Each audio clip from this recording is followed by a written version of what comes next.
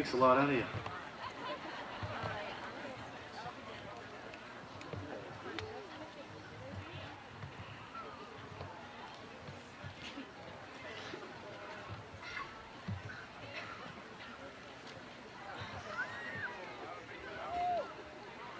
Hefty bags, dog food, kitty, litter. Mom, this is your grocery list. Yeah, I know. Okay. All right. Parents, graduates, teachers, friends, faculty, and administrators, I'd like to welcome you as honored guests to this evening's graduation ceremonies of the 100th alumni class to pass.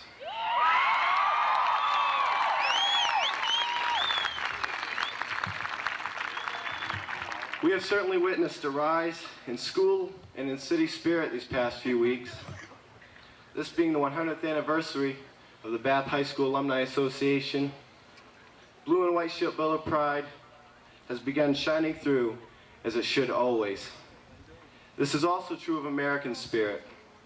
The recent Persian Gulf crisis has recreated a newfound patriotism and national pride that should also never die. In recognition of this newfound spirit, would you please rise and join me in the Pledge of Allegiance?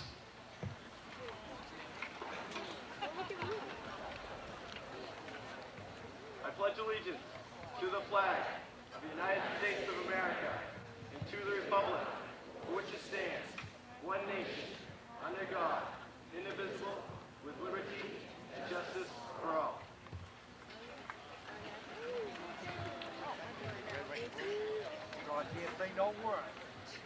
During our sophomore year, we lost a classmate of ours. Since Chris Thompson cannot graduate with this evening, as he would have if he were alive today, would you please bow your heads in a moment of silence? Chris, your friends and classmates just want you to know that you are not forgotten, that you still hold a place in our hearts, and that you always will. Thank you. To become class president, I had to step up to the mic an awful lot, and a good friend of mine, Coco Green, thought that would be a good opportunity for me to practice an imitation of a well-known president. And I told Coco, I said, I'm not going to do it. It just wouldn't be prudent at this juncture. Mr. Lyons would get awful mad, so I'm not going to do it. Coco Green.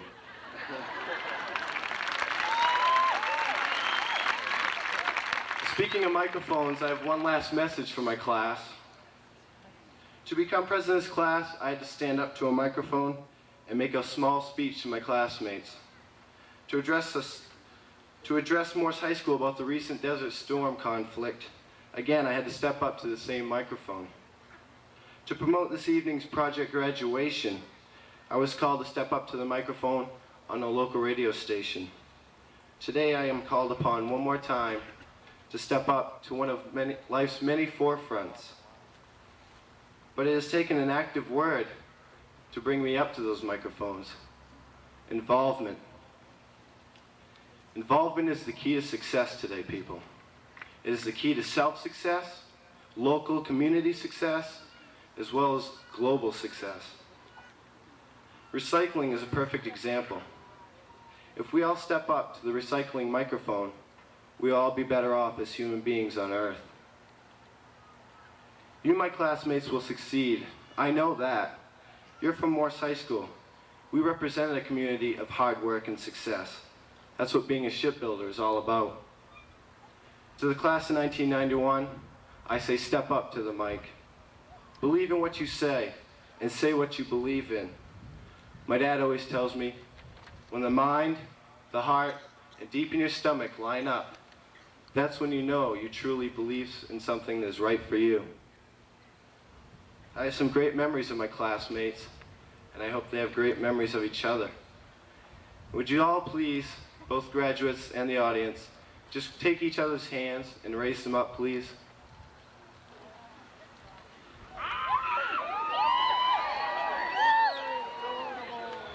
I want you to feel and see a bond that will never be matched for the rest of your life, or you'll never feel for a long time.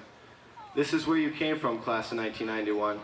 I wish you the best of luck. Thank you.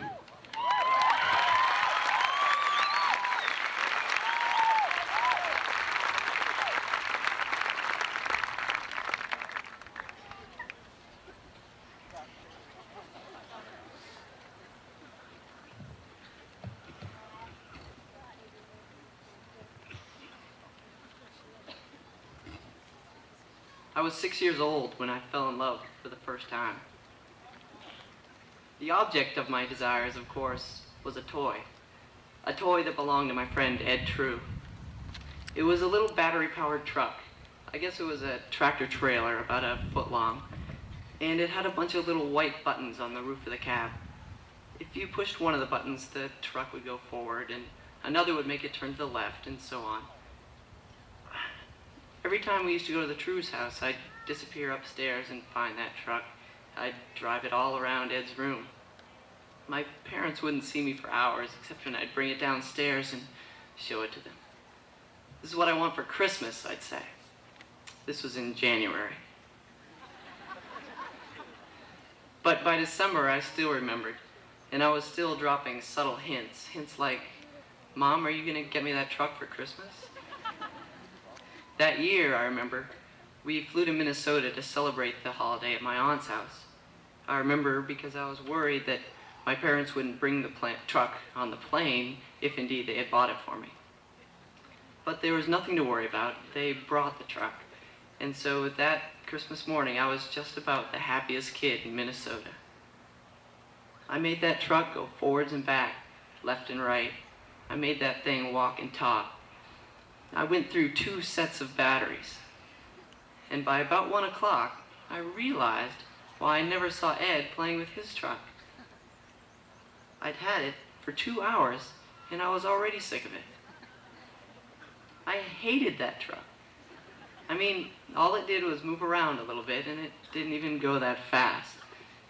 And I'd waited a whole year for it. You know how that made me feel? I felt cheated. We've all felt that way late Christmas Day when all the presents are open and you're sitting there thinking, is this it?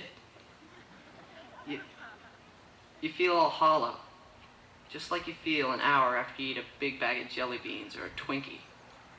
It's a junk food feeling, that's what it is. And Christmas, with all its department store hoopla, has become a junk food holiday. But why wouldn't it be? We live, after all, in a junk food society. Look at it. Look at us. We spend the first half of our lives preparing for our careers. The second half we spend preparing to retire. And all the while we're engaged in a continuous struggle to beat the numbers that rule our lives. Math averages, mortgage payments, insurance premiums, income taxes. It is a struggle typified by the 60-hour work week and migraine headaches. And it causes one to wonder, just like late Christmas Day, is this it? I think a lot of us feel this way. All of us at one time or another get that hollow junk food feeling. Where does it come from? I think it comes from American consumerism and materialism, from placing too much worth on worldly goods, from the sensationalism inherent in our generation, the video generation, a generation in which our own personal experience is often traded for that of tawdry characters on a television screen, in which our lives are no longer interesting enough to hold our attention, so that we must peer in on the contrived experiences of big city cops and private detectives. Kids in Bath always complain that there is nothing to do. Perhaps they're right. Nothing we could do around here could compare with the escapades of Magnum P.I. or Leona Helmsley. But give me the simple pleasures any day. Give me experience. Like the feeling you get after you've been swimming in the ocean, all crinkly and dry from the salt, like a French fry. Yeah, I like that. Or the feeling of standing near a campfire with jeans that are just a little wet, and maybe standing a bit too close because your jeans are steaming and you don't want to bend your legs because your pants are too hot. but you don't want to move anyway because it feels so good. Or the taste of a cucumber sandwich on a hot day with mayo and salt and plenty of pepper, and maybe even some vinegar if you've got it.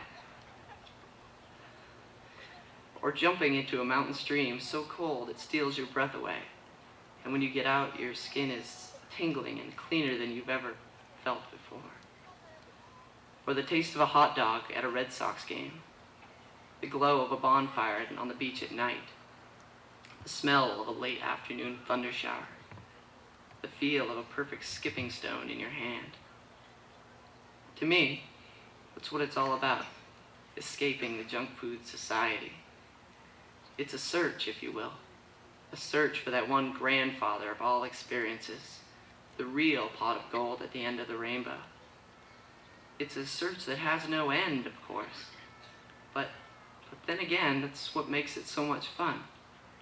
And for me, it's a search that began long ago on Christmas Day when I was 6 years old. It all began for me when I left that stupid little truck inside and went out to build a snowman. Thank you.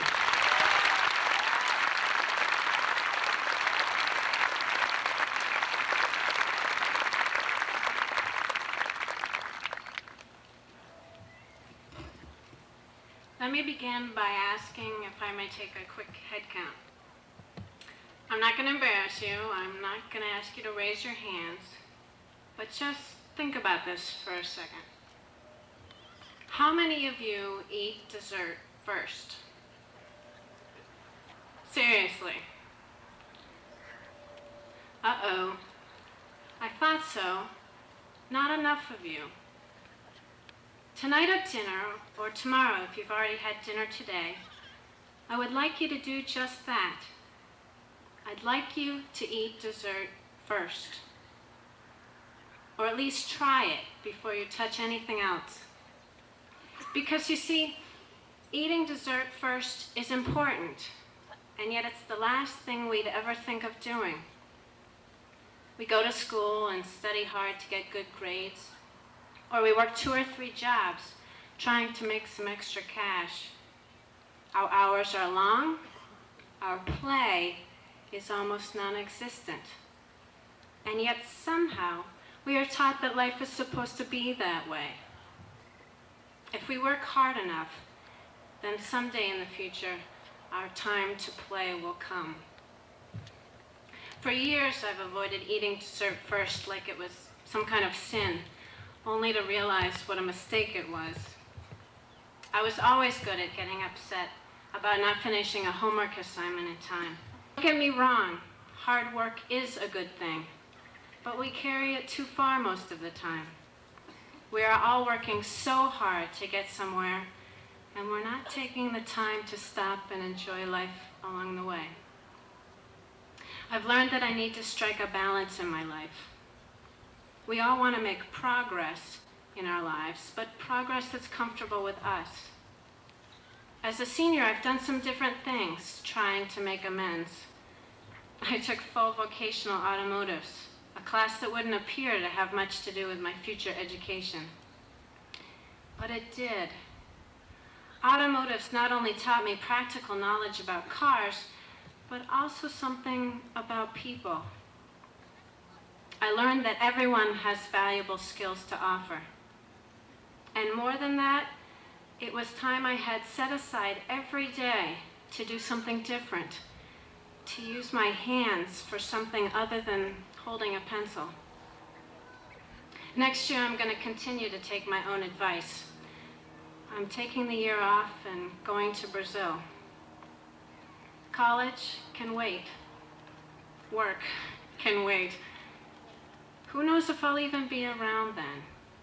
I have to enjoy life for what it has to offer me now. Teenagers aren't the only ones who grind themselves into the ground. How many of you parents out there take out some time to just be every day? What do you do instead? You come home worn out and beat from work, plop down on the couch, watch a little TV, fix dinner, eat dessert last, and go to bed. I know you have dreams, things you've always wanted to do? Life lists, I call them. We call them by different names, but they all exist in our minds and our hearts.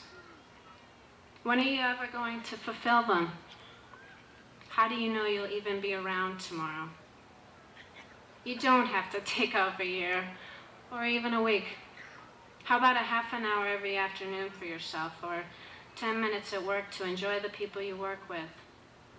How about a change in jobs altogether, if that's what you really want? All I ask is that you look at what you really want to be doing and do it just this once. Please, if you remember nothing else from this evening, remember this. Eat dessert first. Make sure you get to sample the chocolate cheesecake. The ride becomes much more pleasant. And when the ride is over, you won't have to wonder, if only I had just eat dessert first. It's that simple.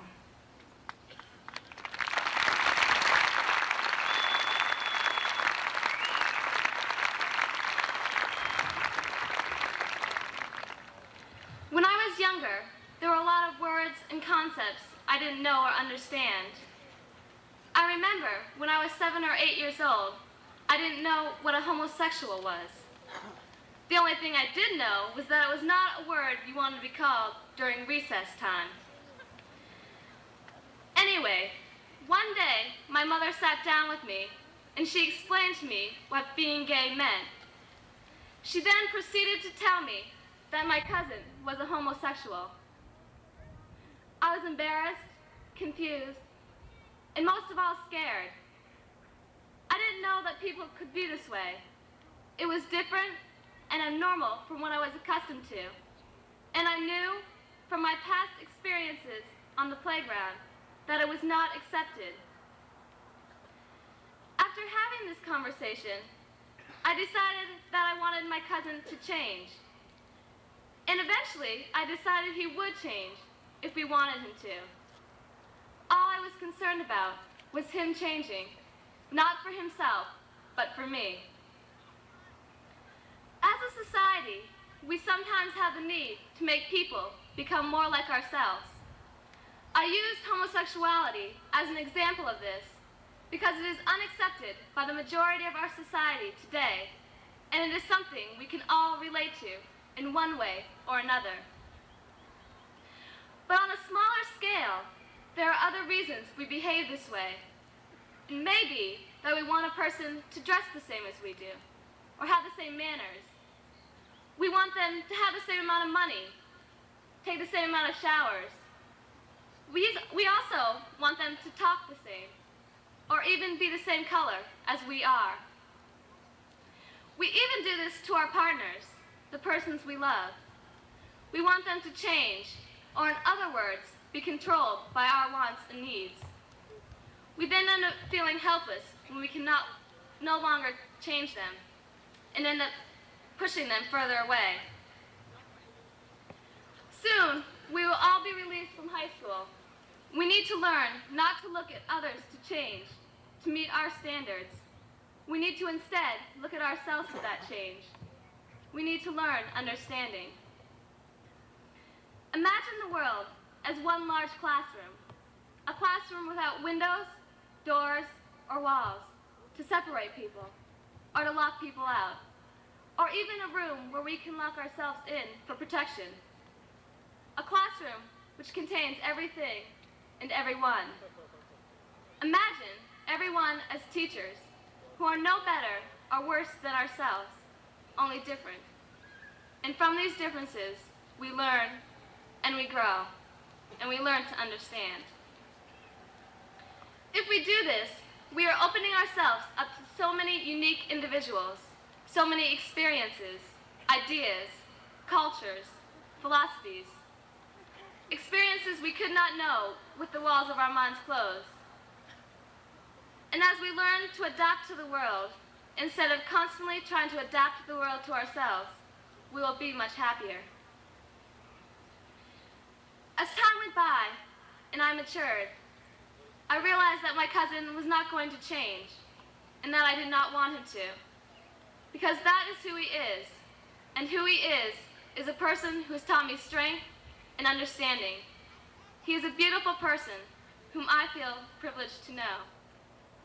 Instead of changing my cousin, I learned to change myself. The lesson I learned from this experience is one that I will apply to circumstances throughout the rest of my life. It is not about homosexuality.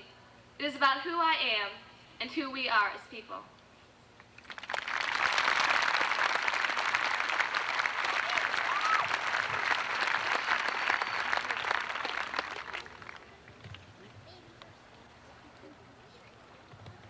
I want to tell you a story about something that happened to me that has become very important to me.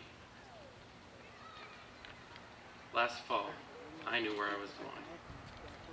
I would go to the best college in the country, get a job that would make people envious, and live a comfortable life.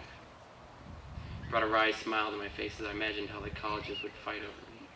How much aid are they giving you? We'll double it and throw in spending money. I felt sorry for all of the poor souls who weren't so blessed. But one afternoon in the spring, I came home to find 3 letters from my first choice schools. You know what they say, if the letter's thick, you're in. Well, they were all thin. Got a letter not much later from my 4th school. It was thin. Horribly thin. Found out a little later that my deposit to my 5th and last school was lost in the mail. By the time I called the admissions office, they had already given out all of their financial aid. Suddenly, not only was I not nearly so wonderful a candidate as I had thought, but I was not going to school at all. I remember thinking that I was dreaming, and it dawned on me that it was all for real. Decided that I wouldn't become frantic as anyone might expect, that I would stop and think over the situation. I realized that it wasn't as bad as one might think. From the rejections, I learned a valuable lesson about the foolishness of pride. Hadn't I been worshiping the Ivy League? Would I simply wither away without the power it gave to impress? No. On the contrary, I decided that I would thrive without it. I still respect the big-name colleges. They have a lot to offer. But my goal is no longer to impress others with the names of the biggest and the best. I'm glad that college has been taken away from me for a time, because it will give me a chance to be free of the restrictions my pride and expectations had put on me. Now I can look back on my time at Morse and really appreciate it. I had been so eager to move on to flashier, more expensive education that I had taken for granted the free education I was getting here. I had been worrying about the cost of everything and the value of nothing. Ironically, the things that have the greatest value cost nothing. Like the teachers here at Morse that serve us thanklessly, our parents that love us faithfully, and the most important thing in anyone's life, the love of Jesus Christ for each of us, without which I could never have been freed from the pride that was misguiding my life. And now, I feel an incredible peace that I can't explain, that I don't have to worry about or be frightened about where I'm going to be next year or any year after that. Thank you.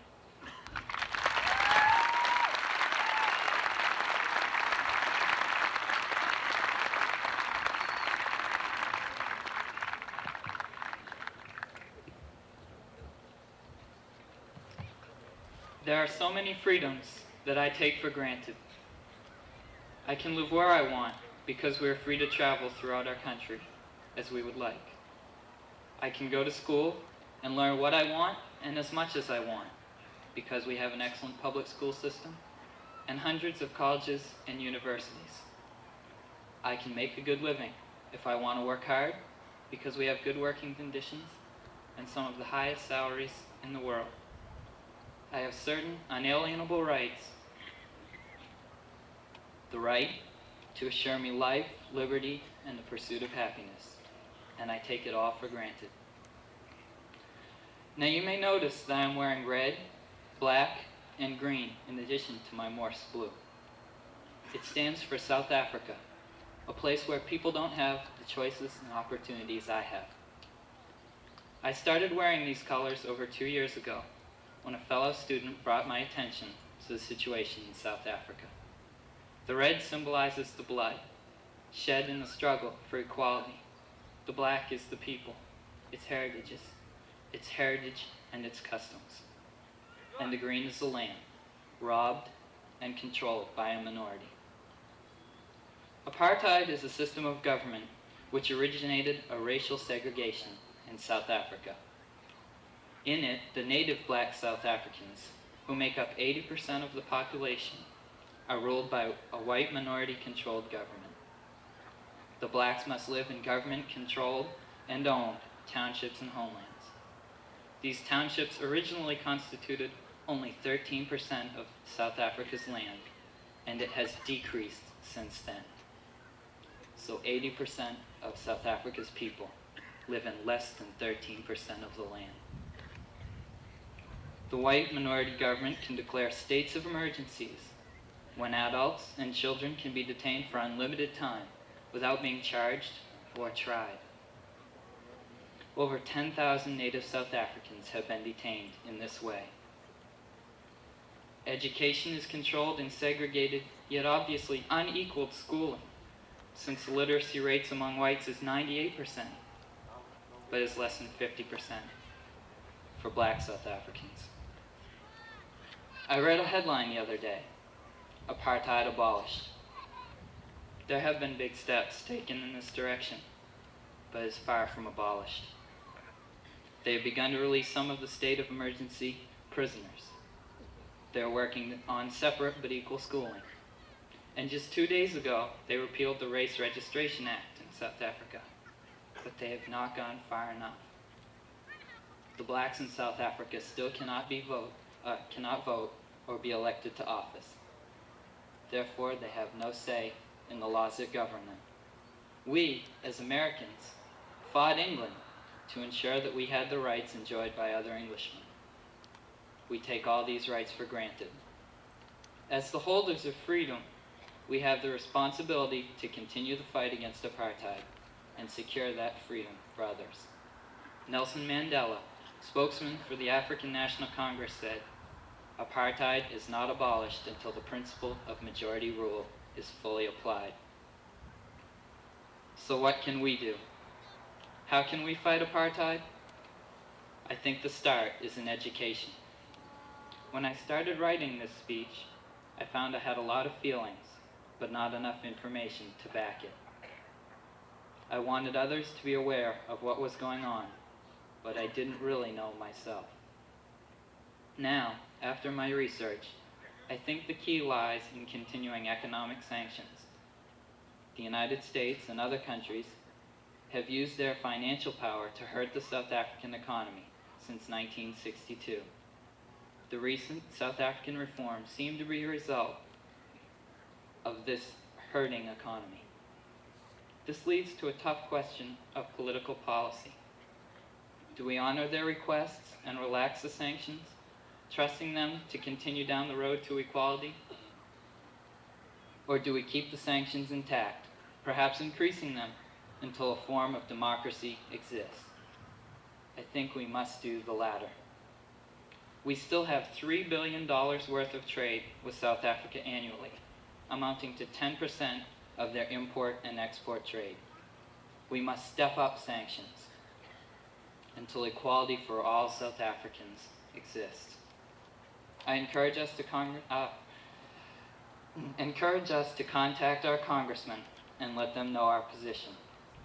If the sanctions on the national level are lifted or lessened, let us take a personal interest to boycott companies like IBM and Apple that have financial interests in South Africa.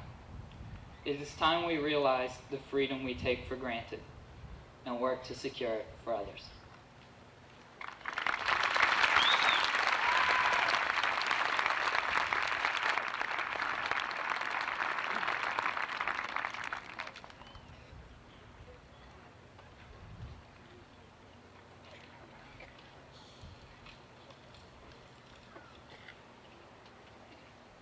Before I start, I'd just like to thank my family for everything and wish my class good luck in the future. Many people, adults and students alike, have told me they are sad because our class never put its differences aside to come together as a family. I've thought about this lately and decided that I disagree. The class of 1991, like the world itself, is a diverse group, a collection of individuals. If we were to put our differences aside, we would be avoiding reality. Sure, it would be nice if everybody who passed by on the street gave each other a flower, a kiss, and a hearty hello. It would be beautiful if everyone loved one another and if there are no more wars. It would be groovy if everyone lived in a commune, practiced group love, and took hits of acid together. Unfortunately, life isn't like that. Some people tried it once, but they were only avoiding reality. You see, people who pass by on the street, like the members of my class, have different priorities, ideals, and points of view. People who think differently cannot live together without altercation. That would require tolerance, and tolerance is not a strong point of human nature. Giving your enemy a flower does not make him your friend. Jews and Muslims aren't going to get together tomorrow and throw a big party, saying they put aside their differences. Again, that would require tolerance, and humans, as a race, are not ready for that. The class of 1991 is human. The class of 1991 is a diverse community. There are preppies and druggies, bullies and wimps, smart people, dumb people, selfish people, selfless people. People who love and people who hate. Some of the young men and women behind me will go on to do great things. Others will not. Some will become rich. Others will not. Some will find happiness. Others will not. That is life.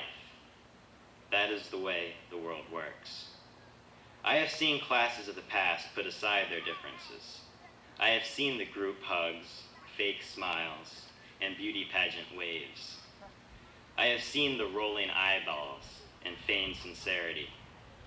You see, it is truly impossible to put aside differences. Our differences make us what we are. We cannot deny them. Our love, our pain, our ideas, our memories. For each of us, these are unique. They are our substance, our soul. The reason the class of 1991, the reason my class did not try to put aside their differences and come together as a family is because they understand life and they are ready. They are not about to enter the real world. They've been in the real world for 18 years. Each person here has endured some personal hardship.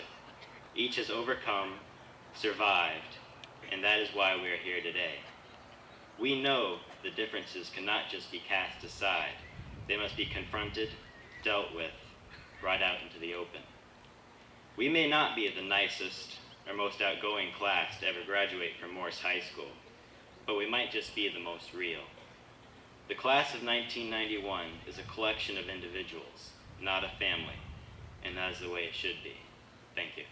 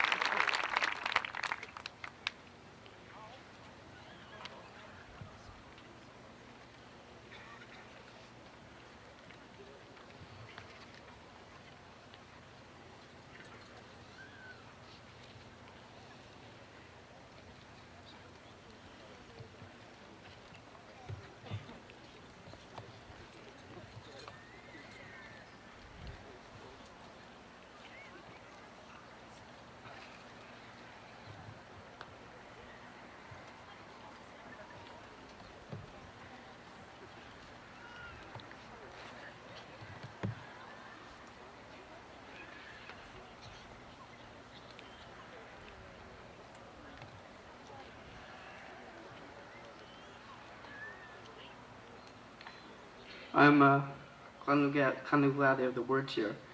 You kind of lose your memory when you don't eat dessert.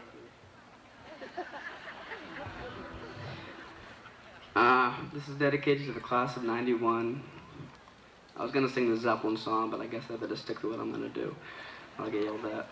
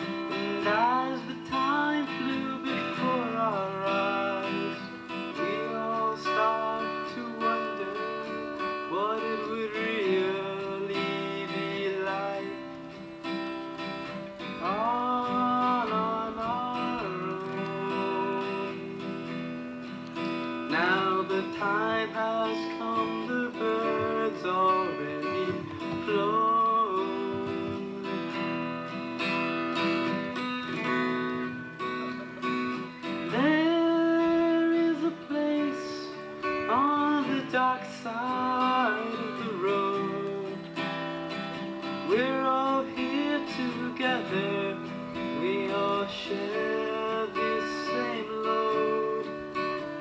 Which path do we take? And should we walk or run? And will there always be a rising sun? Oh, we're on the road to tomorrow, still waiting for our hearts to say goodbye. But just as we are waiting for the sunrise,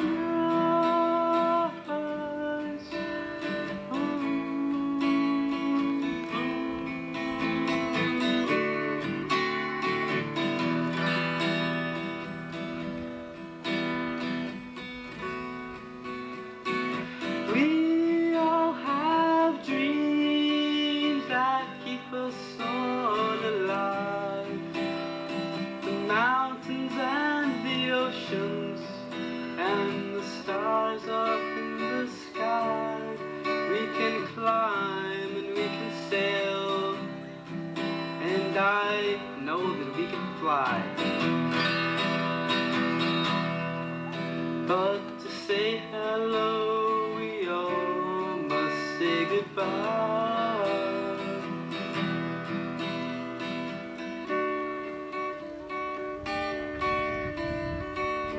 Please, little blanket, keep me warm. And please, little pillow, stay soft, so I can dream. Though the night is cold, though my lullaby is old, may the sun rise tomorrow and shine on me.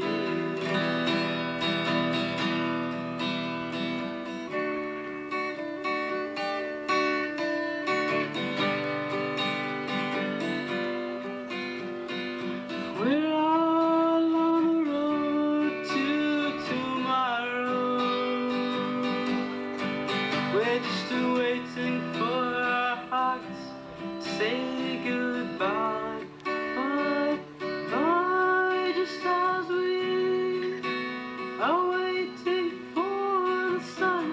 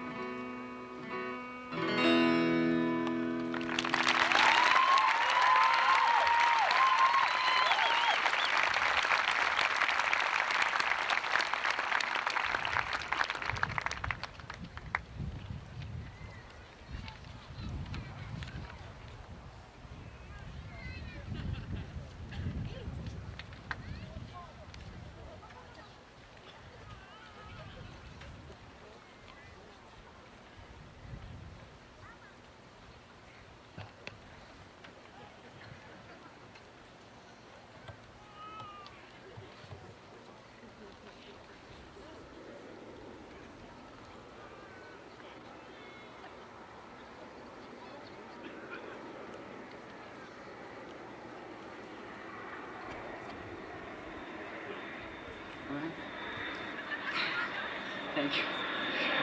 It was with great honor that I am here today to present the Dr. Patricia J. Ames Distinguished Teacher Award. Each year since its establishment in 1986, this award has been given to honor a teacher who has shown priority concern for effective classroom instruction and whose primary purpose is to inspire and enrich instruction.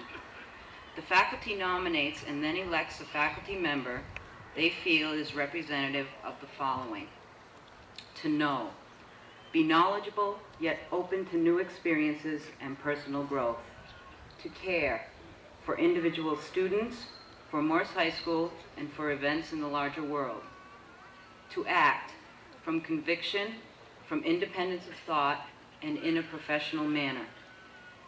This year's recipient is a graduate of Madison High School in Madison, Maine, and was active in sports throughout his high school career. Graduated from William Penn College in Iowa with a Bachelor of Arts degree in Physical Education and Health. Began teaching at Mid-Prairie Junior High in Kelowna, Iowa, remaining there for 2 years before coming to Morse in 1970, and has been active in the Morse community ever since, coaching football for 20 years, girls varsity basketball for 12 years, and is currently the head track coach. He resides in Woolwich with his wife and has 2 children, both of whom graduated from Morse.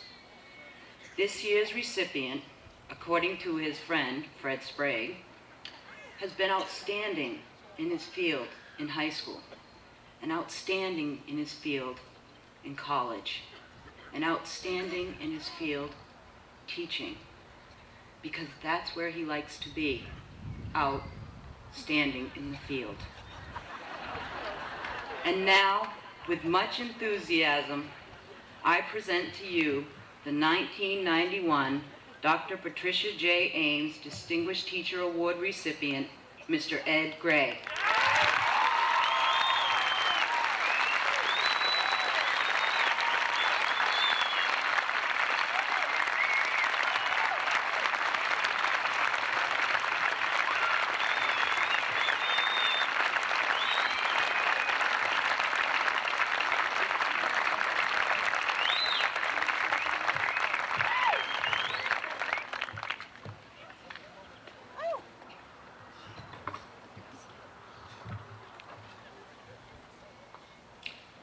I don't know where she found all those nice things to say about me, but I thank her very much. It is always an honor to be recognized by one's peers, and I appreciate the fact that my colleagues have chosen me to be the recipient of this award. I've been a teacher for 23 years. 21 of those years have been spent here at Morse High School. In all that time, I've never regretted my decision to work with students. And as each year passes, I can honestly say that I enjoy my job more each year. It is these young men and women, like those you see sitting before you, that make teaching such a worthwhile profession. And to the class of 1991,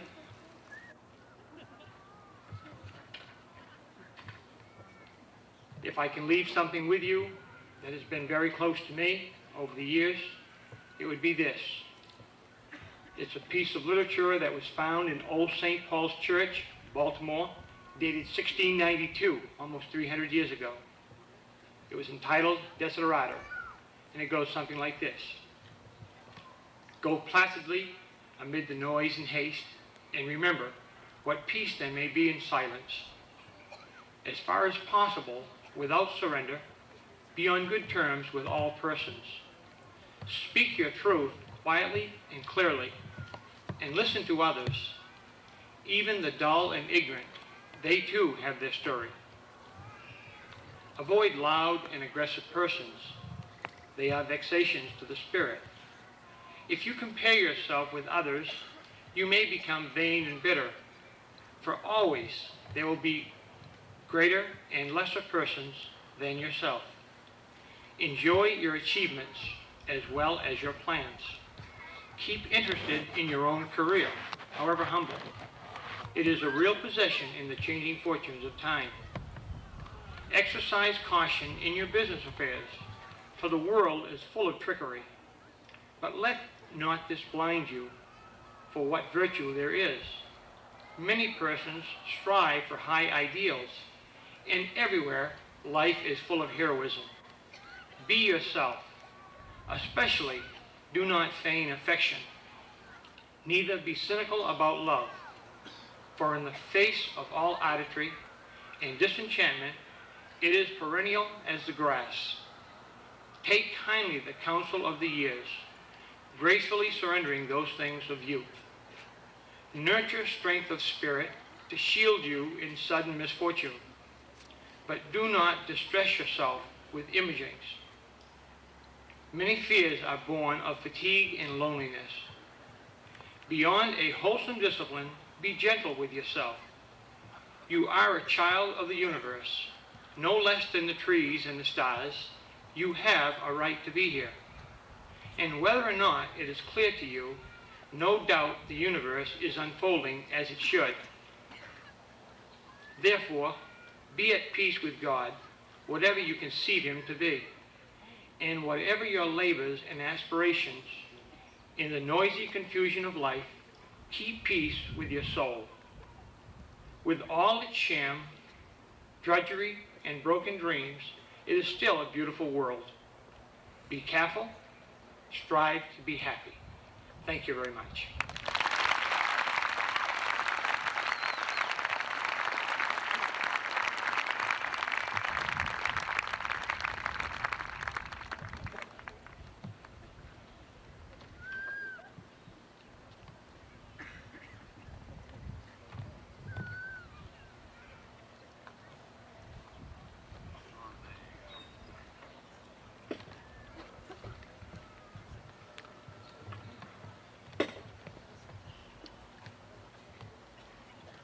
On behalf of the senior class and the staff of Morse High School, I would like to welcome each of you to this memorable evening. Before I announce the scholarship and award recipients, I would like to extend my congratulations to the class of 1991. Hopefully the knowledge and skills you've acquired during the past 12 years will serve you well as you continue to learn. Graduation from high school is but one step on a journey that will demand that you constantly refine old skills and acquire new ones if you are to compete successfully in the new age of rapidly changing technology. As I read each graduate's name, I would ask that you remain standing until I have finished describing the scholarship. Beth Gavoni and Neil Rice.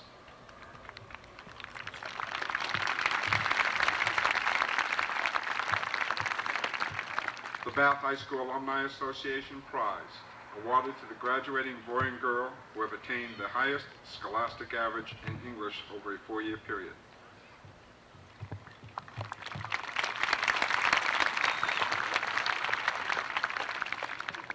Sue-Ann Belanger and Ian Bresnahan.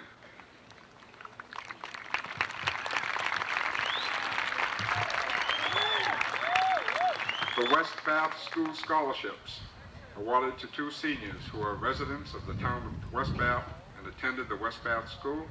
This award is based on scholastic standing, evidence of worthwhile citizenship, and acceptance at a school of higher learning or vocational advancement.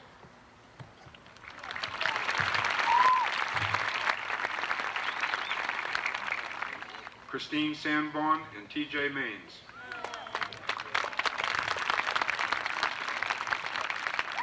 The Bath Teachers Association Scholarship, awarded to a graduating senior who has plans for further education, preferably one who plans to teach.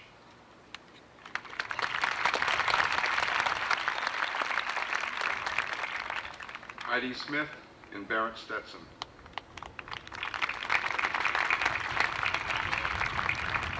Beta Sigma Phi Scholarship, awarded to a deserving senior who has plans for further education in an institution of higher learning. The selection is based on good character and scholastic achievement.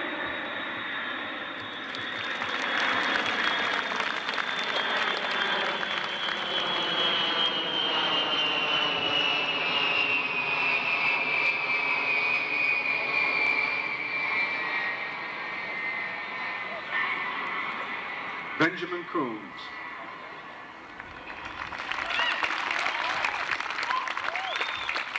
Kennebec Art Club Prize, awarded to a student who plans to attend a post-secondary school for further education in the field of art or a related field, or a student who has made significant contributions in the field of art to Morse High School.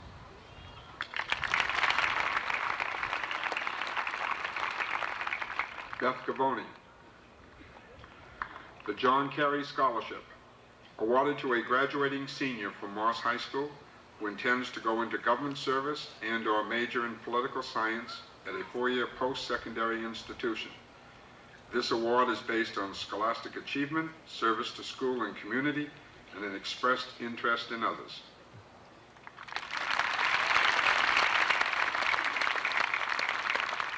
Lisa Jakunski, the Bill Skelton Memorial Scholarship.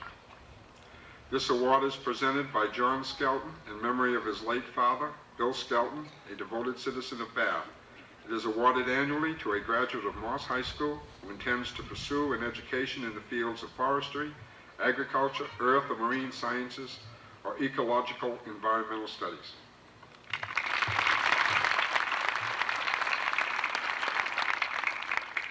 Benjamin Singer, the Rotary Club Prize, awarded to a deserving senior who plans to pursue studies in an institution of higher education. This award is based on scholarship, character, and service to school.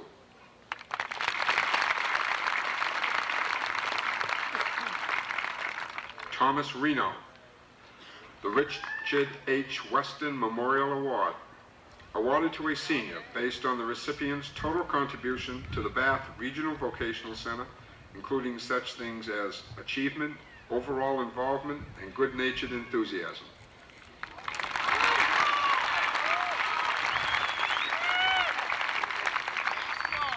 Beth Gavoni, the Lawrence Russell Memorial Award, awarded to a senior who has participated in sports and music at Morse High School and who has shown the qualities of helping others.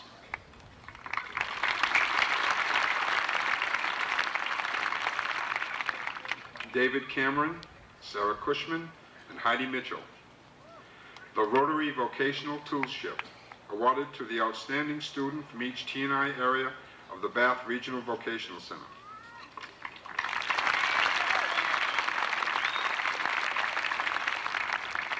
Matthew McDougall, the Eleanor P. Danforth Award.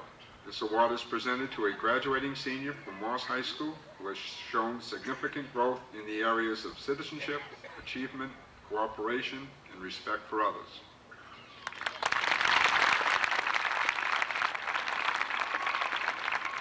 Ian Bresnahan, the Stephen J. Westlake Award, awarded annually for further education to a senior who has displayed qualities of leadership, dedication, enthusiasm, and determination as a student athlete with preference given to a Morse wrestler.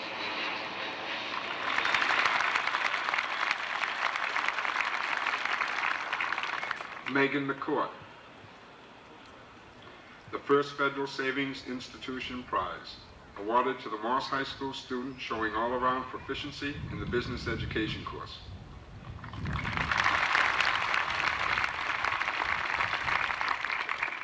Jason Burden, the Babe Ruth League Award, awarded to a senior who has participated in the Bath Babe Ruth League and who has plans for further education.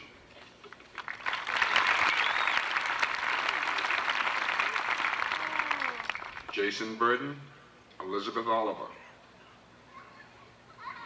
The Bath Lodge of Elks Eugene J. Babine Memorial Scholarship Fund Award, awarded to graduating seniors of Morse High School who exhibit promise, ambition, and need in furthering their post-secondary education.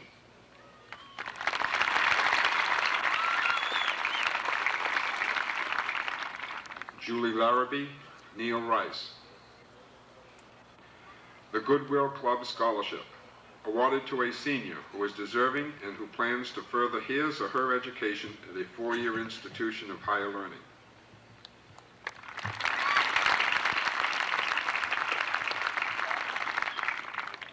Ian Bresnahan. Lions Club Prize. This award is given in memory of Edward D. True, to a graduate from the technical industrial course who shows the highest proficiency, interest, and general promise in the field.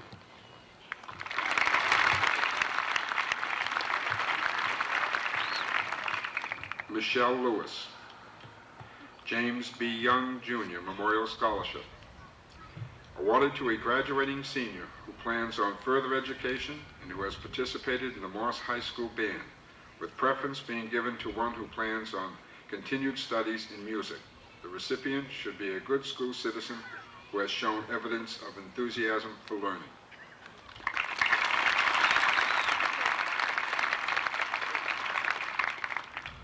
Eric Drought. The Ellen White Scholarship. This scholarship is awarded to a graduating senior from Morse High School who plans to continue education and who has demonstrated qualities of character, involvement, scholarship, and interest in others.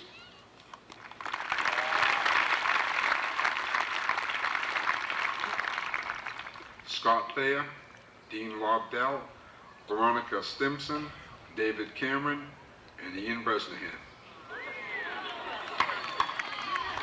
The Rotary Vocational Scholarships. These awards are presented to deserving students of the Bath Regional Vocational Center who plan to further their training in a vocational area.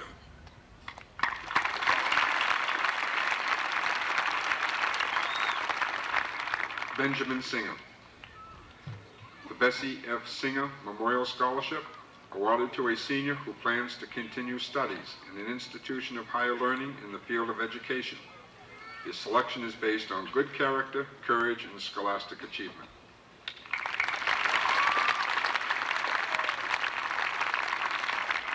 Sarah Donovan.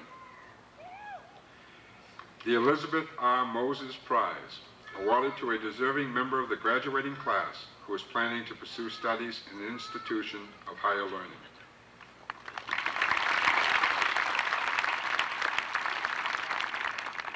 Tiffany Roberts. The J. K. Temple Scholarship, awarded annually to a graduating senior who has plans for continued education and who has exemplified the courage, determination, and competitive spirit that J. Temple exhibited as a Morse High student and athlete.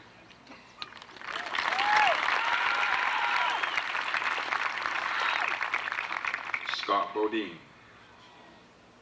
Henry Ames Wood Prize, awarded to a graduating senior who has shown courage, wisdom, temperance, justice, industry, and chivalry.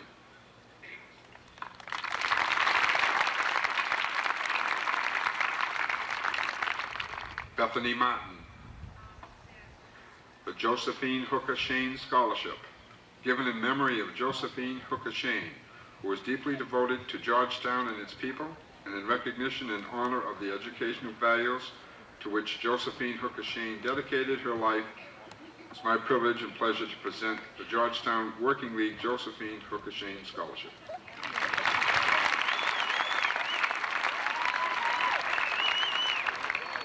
Darrell Moss. The Etta Taylor Memorial Scholarship, awarded to a Pittsburgh student who is continuing education as an educational major. This award is based on scholastic ability and awarded to one who demonstrates a sense of achievement, purpose, and leadership, both scholastically and in extracurricular activities.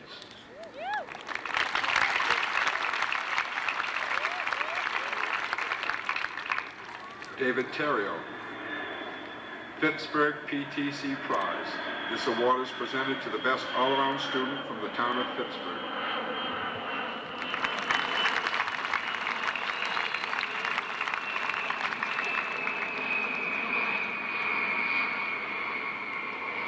Heidi Smith. The Patricia A. Rice Memorial Scholarship, awarded to a girl in the graduating class who has participated in the Morse athletic program and plans on furthering her education in the field of physical education.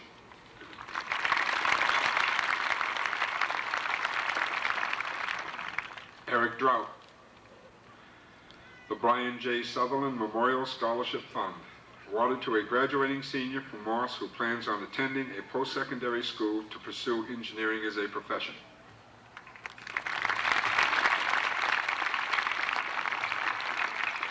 Inga Larson. The Catherine M. Goddard and Georgiana Goddard Prize. This award is presented to a Morse High School graduate from the city of Bath in memory of Catherine M. and Georgiana Goddard.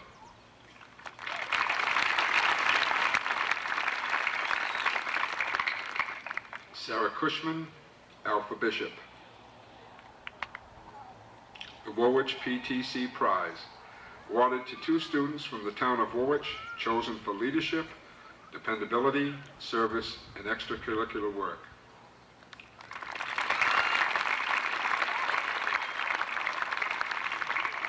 Michael Hart. Smith Toby American Legion Scholarship. This award is presented in the name of God and Country to a graduating senior from Morse who has shown evidence of scholarship, character, school and community citizenship, and one who plans on further education.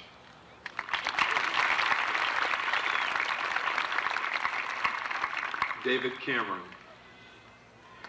The Robert A. Gallagher Scholarship, presented to a graduating senior from the Bath Regional Vocational Center, with preference being given to a student from Morse who intends to continue on to post-secondary schooling. Recipients should have shown a proclivity for working with their hands, exhibited evidence of good character, determination, desire, and scholarship.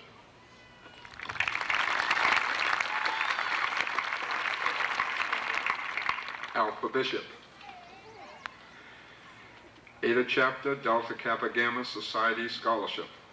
This award is given in memory of Berenice Colby to a graduating senior who plans on furthering his or her education in the field of education.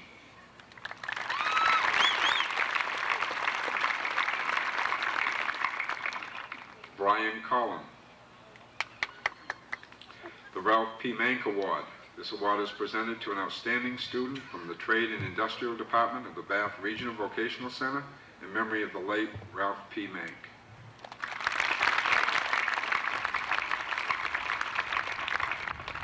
Brian Landers.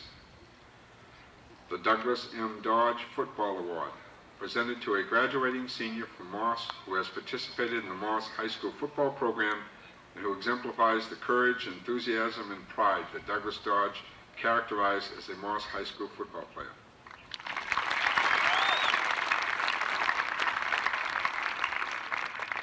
Darrell Moss, Tiffany Roberts, and Scott Thayer.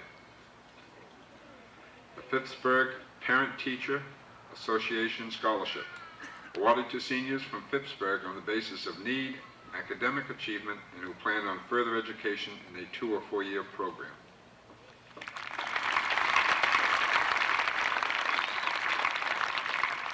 April Cavallo. The Marjorie Boucher Scholarship, awarded to a graduate of Morse High School who plans on further education in nursing or on one of the related fields.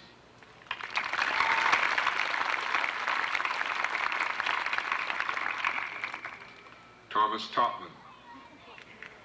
The Joy E. Shade Scholarship, awarded to a graduating senior from Pittsburgh who has plans for further education and is worthy of such an award.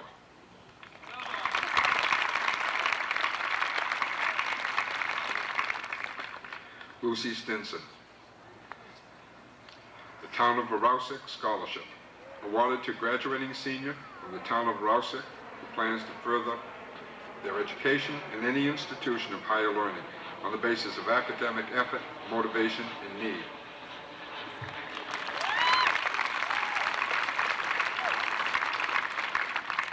Craig Hurd. The Dr. John F. Cook Jr. Scholarship, awarded annually on the basis of scholarship, character, and promise of success in a 4-year post-secondary school to a deserving member of the graduating class who plans to major in one or more of the life sciences, with preference given to a student interested in the study of botany.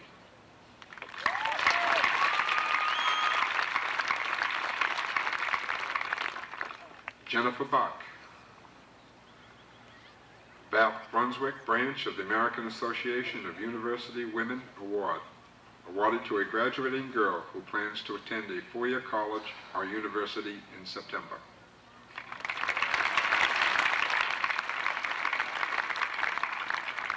T.J. Maines.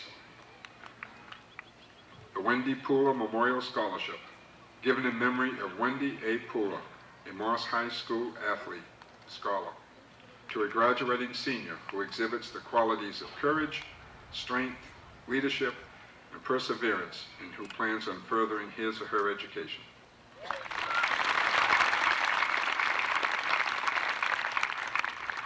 Michael Hart. Michael J. Orr Memorial Scholarship, given in honor of Mike Orr to a deserving senior varsity boys basketball player who possessed the qualities of unselfishness, team spirit, and the desire to succeed. those same qualities that Mike showed in his final season of play as a Morse High School basketball player.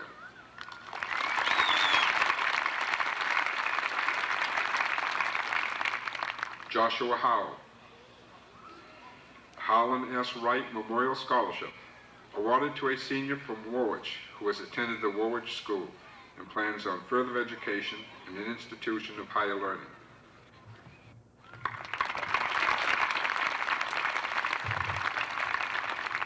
Melissa Grollo and Matthew Williams, Bath Iron Works Scholarships.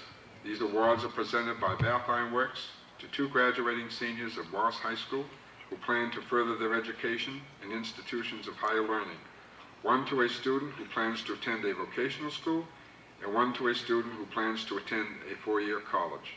The selection is based on need, scholarship, character, and service to school and community, with first preference being given to sons and daughters of Bath Iron Works employees.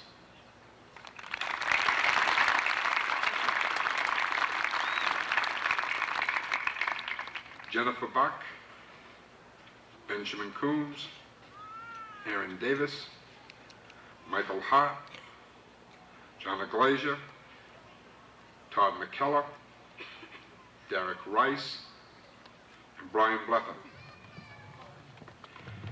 The Morse High School Alumni Scholarships, awarded to 8 seniors who plan to further their education in a four-year college. The award is based on need, scholarship, and good character, and Brian Bletham is designated as a Maxine Boyd Scholar.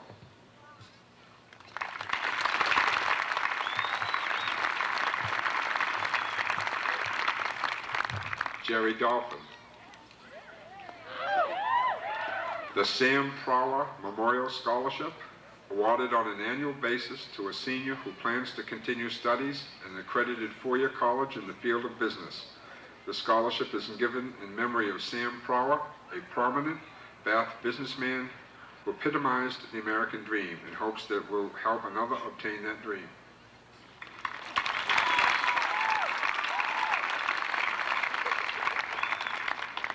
David Terrio. Helen Wallace Topman, Thomas L. Topman Scholarship, awarded to a resident of Phippsburg who has attended Phippsburg School and has plans to continue his or her education. This award is presented to a student who exhibits promise, ambition, and need.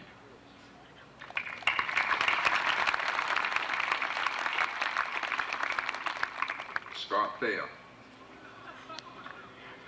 The Richard Miles Cushman Memorial Scholarship, awarded annually to a graduating senior, with preference given to a student from Phippsburg who has successfully completed the drafting course of study at the Bath Regional Vocational Center and who plans to continue his or her education at a 2- or 4-year institution of higher learning.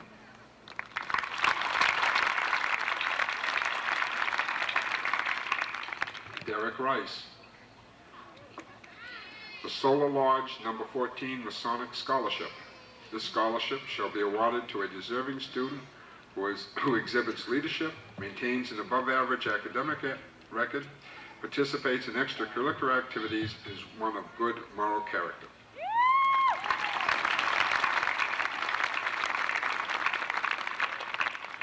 Michelle Coase.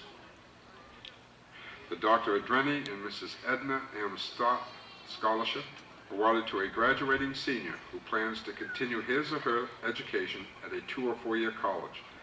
This award is based on need, character, and scholarship.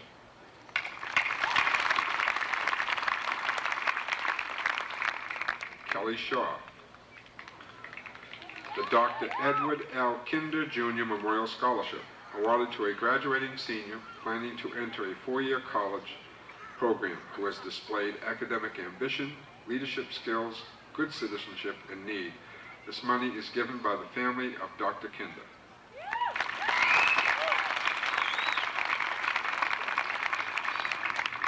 Darrell Moss. The Richard Hawkins Memorial Scholarship, awarded to a senior who attended the Phippsburg Elementary School, who plans to attend a post-secondary institution and exemplifies the personality of Dick Hawkins.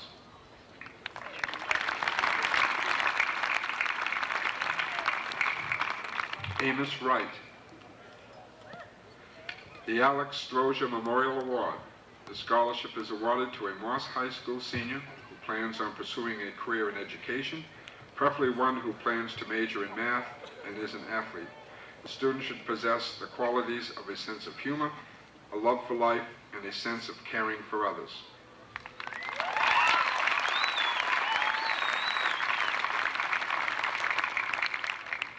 James Levitt, Barrett Stetson. The Anna M. Severin Scholarship Award, awarded to a worthy student who plans include post-secondary education at a 2- or 4-year institution of higher learning.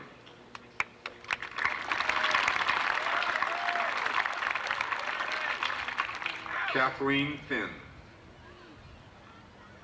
The Evelyn L. Percy Scholarship, given in memory of Evelyn L. Percy, a longtime teacher at Hughes School, to a deserving senior who plans to enter the field of education.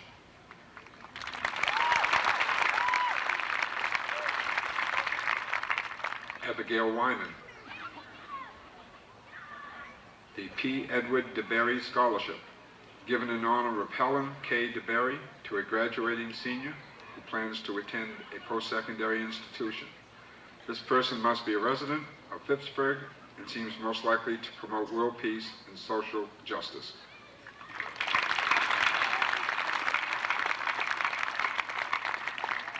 Heidi Smith.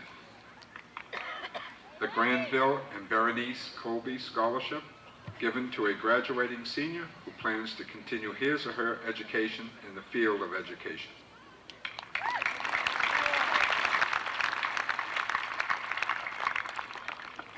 I congratulate all recipients. Let's give them one more round of applause.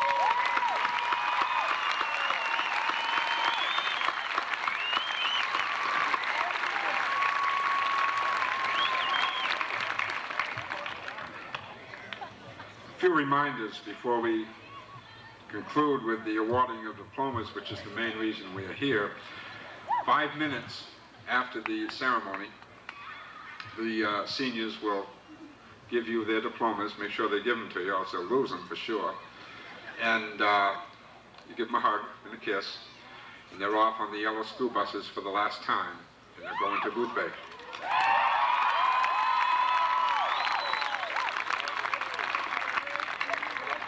And for those parents who would like to greet them when they return, and they will return, and they'll be tired, I'm quite sure, they will return at the landing, the boat landing, in the park at 7:45, and from there they will go to the Elks for a breakfast, and I would encourage each and every one of you, well actually if you all came you couldn't fit, but as many of you that can will come to the Elks for breakfast.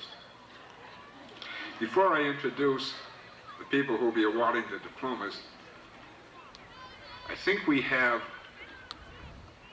today around 3 o'clock I thought, well, should I go inside or outside? And I think God was with us. We have a beautiful evening tonight, and it's a great night for graduation. And what he gives, he takes away. Also, as they came in, I noticed a couple of rows went the wrong way. As they said, a few of these speeches tonight, this is an individualistic class, and they may have indeed taken the path to the right when they should have gone to the left. However, I may be wrong, I don't know. What I would like them to do is, when your name is read, you go up and get the blue folder.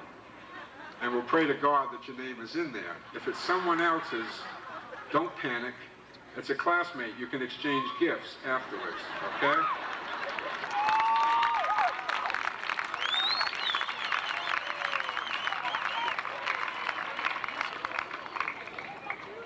At this time, I would like to introduce. Your generation faces some of the greatest opportunities of any Morse graduating class.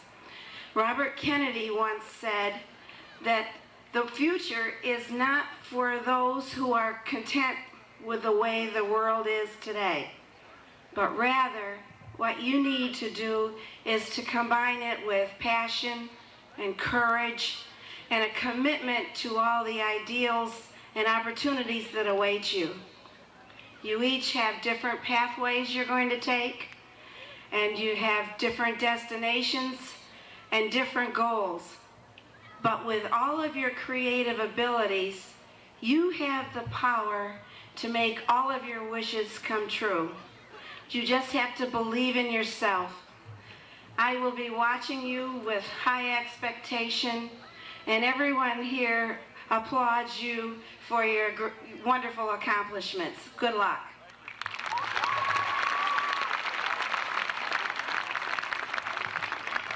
Graduates, the time you've been waiting for is here.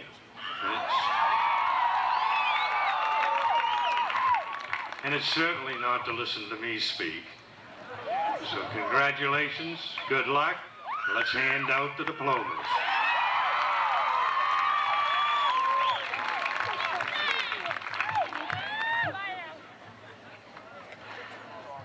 Okay, if by chance you do receive the wrong diploma, Mr. Singer has informed me that it's be the first time in 100 years that's ever happened. So, we'll begin the roll call with the class president, Brian Kurt Bletton.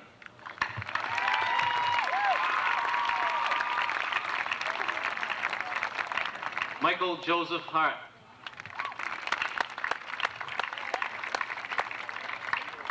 Sarah Elizabeth Quishman. Eric William Drought.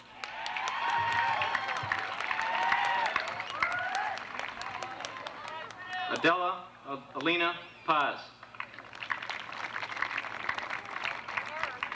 David John Cameron.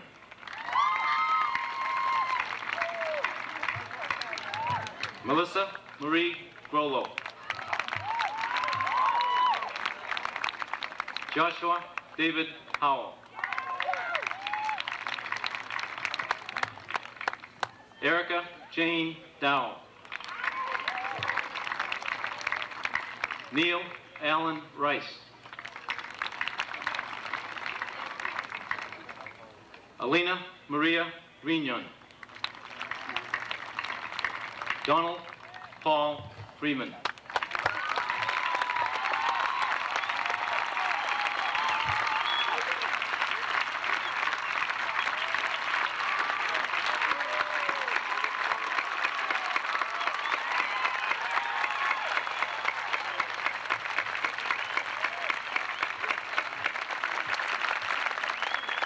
Eric Ray Powell.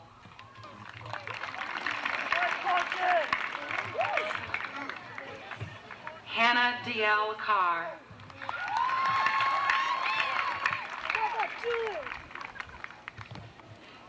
Benjamin Jonas Herzog.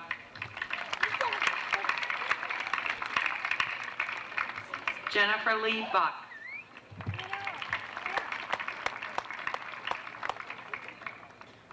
Scott Russell Bodine.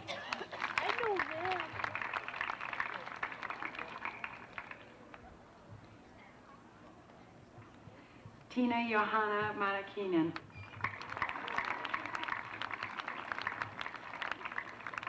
Jason Allen Gardner.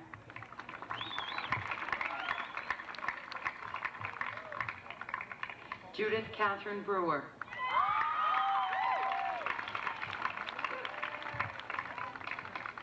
Jason Peter Fabus.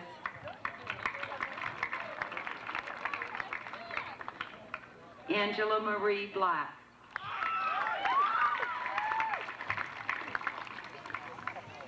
Brian Kyle Collin.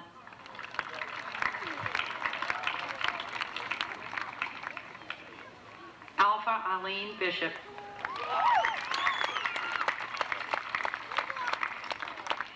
Julianne McCown.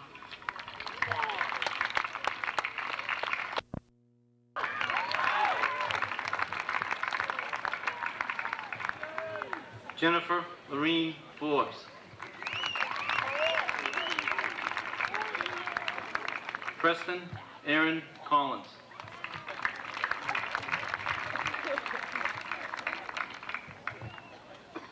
Kathleen Shannon Finn. Erica Ryan Knight.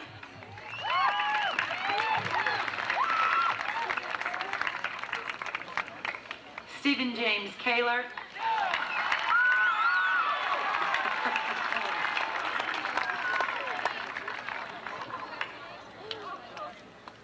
Cindy Sue King.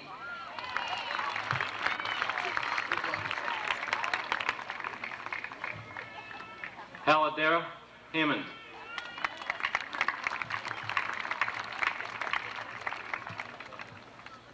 April Marie Jones.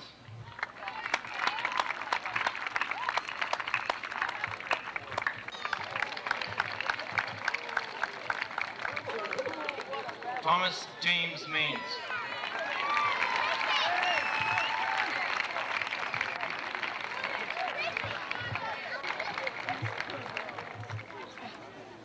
Stephen Lee Williams.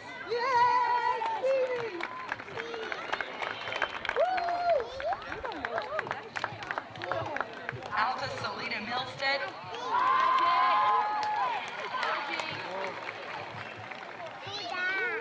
Edward William McLean.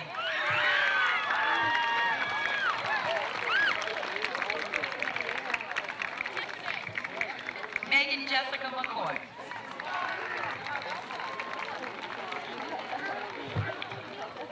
Todd Adair McKellar.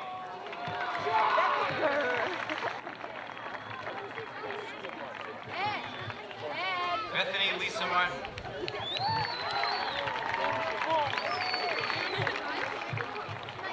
Jason Jerome Crowell.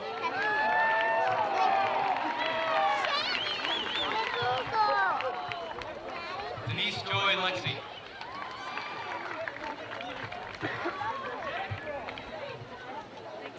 Timo Alexanderi Ananen.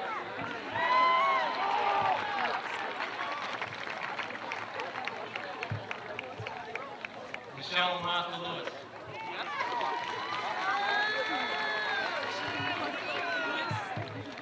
Christopher Michael Cummings.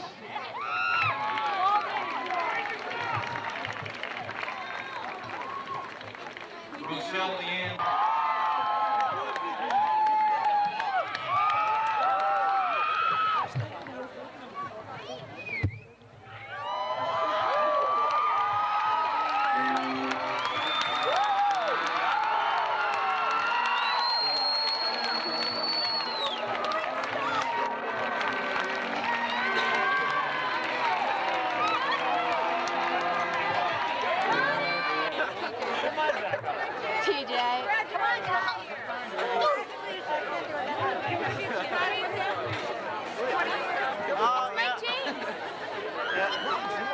I can't find my parents.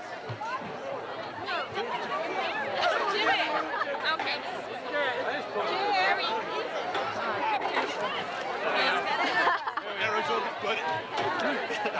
Just take any camera.